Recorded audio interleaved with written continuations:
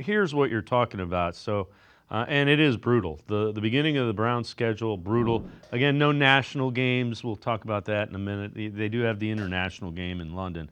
But for the most part, all 1 o'clock on Sundays. So it's Bengals, Ravens, Packers, Lions, Vikings, Steelers, first 6. The Vikings being an international game in London.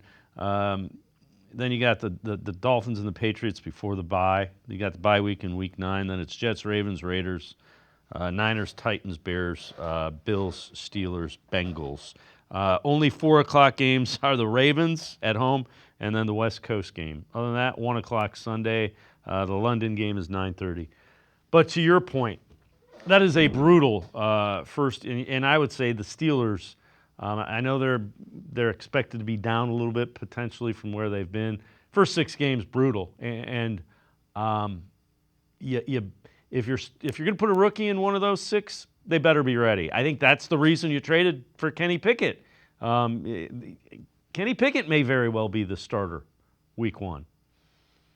Yeah, and I mean that's what I think these next couple months are all about. We got to see it play out. We got to see how these guys, how they look in OTAs, mandatory minicamp, training camp, preseason, all this stuff is going to be part of the evaluation. I think Kevin Stefanski said around the rookie minicamp that everything these guys do gets evaluated. And with quarterback, everything is under such a microscope, especially for a rookie when you have to get acclimated to the NFL, you have to get acclimated to being a professional and, having different teammates, guys who have been through so many things in the NFL and trying to inspire them and make them believe in you as a rookie quarterback. Obviously, going back to the examples that Dan Orlovsky and Louis Riddick reporting had, Andy Dalton, Derek Carr, Russell Wilson were the prime examples. Jalen Hurts, I don't know if I agree with that just because he didn't really play till late in his rookie season. But I think, again, like I said earlier, if you're going to play one of these guys, it's because they're just way better than Joe Flacco and Kenny Pickett. And I think both Flacco and Pickett can at least be serviceable. We saw what Flacco did at the end of 2023. I said that's not sustainable.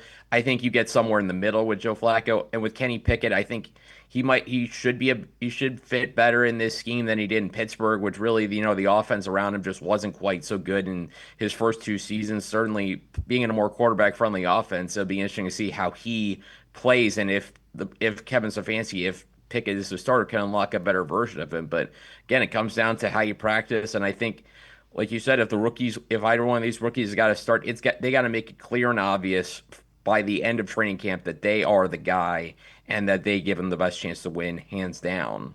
So the other thing is the bye comes in week 9, which it's not bad. And then after the bye, you've got the Jets, Ravens, Raiders, Niners, Titans. So it's a little bit more manageable than Ravens, Packers, Lions, Vikings, Steelers defensively. The Bengals. The Bengals defense is the Bengals defense. Not great, but they're going to score some points. Yeah, I mean their defense is basically their offense, in the best way to put it. I mean their defense is, can you keep up with us in a track meet? That's the Bengals defense. But yeah, even looking at that schedule coming out the bye, the Jets, we don't know what they're going to be. Aaron Glenn coming in to New York, they still got a good defense. Can Justin Fields be the answer quarterback? Who knows? Browns have been able to beat the Ravens. I think each of the last couple seasons, I know they got them in 2024.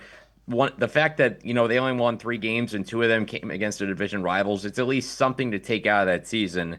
The Raiders, we don't know quite where they're going to be. Obviously, new head coach Pete Carroll, Geno Smith, their quarterback. Niners seems like they're going through a bit of a transition. We'll see if they can get healthy next season.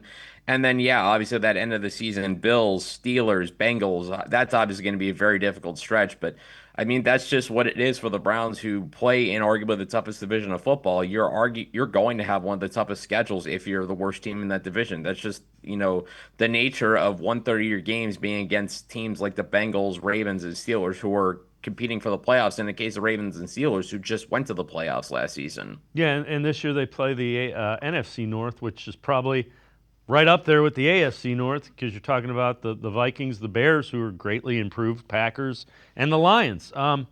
This is interesting as well. So these are the teams that have no primetime games. It is the Browns, the Saints, and the Titans. So all three, what do they all three have in common? Unsettled quarterback situations or heavy rookie quarterback situations. So the NFL is telling you what they thought about this group of rookie quarterbacks without saying it. Cam Ward doesn't have a primetime game.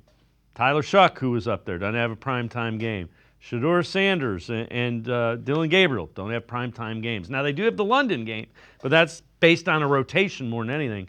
So the NFL, normally you would see the top pick, our quarterback. We're going to see Caleb Williams. We're going to see Jaden Daniels. They don't have that this year. Yeah, and I think it's like the big thing with the quarterbacks in the draft. I mean, we talked about for months that this class was obviously a step down from what it had been, in 2024 when we had 6 guys go in the first 12 picks.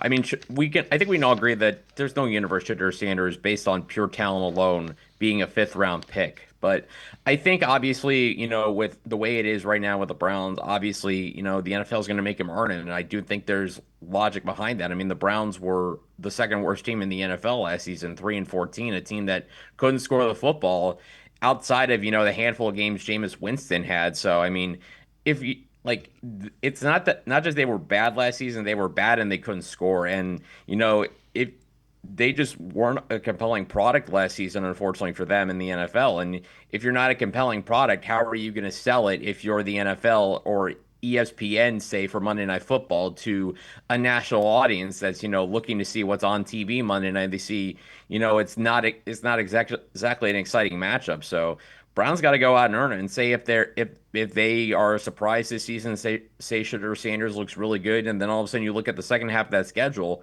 then all of a sudden you have some flex options to play around with, and teams get flexed in and out of prime time all the time. So it's just a case of Browns got to, if they want that spotlight, they got to go out and earn it.